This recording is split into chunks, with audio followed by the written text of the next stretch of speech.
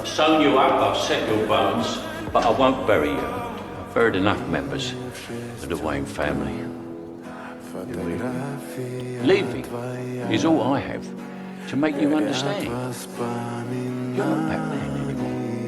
I know what this means. What does it mean? It means your hatred, and it also means losing someone that I have cared for since I first heard his cries echo through this house. But it might also mean saving your life. You trusted me.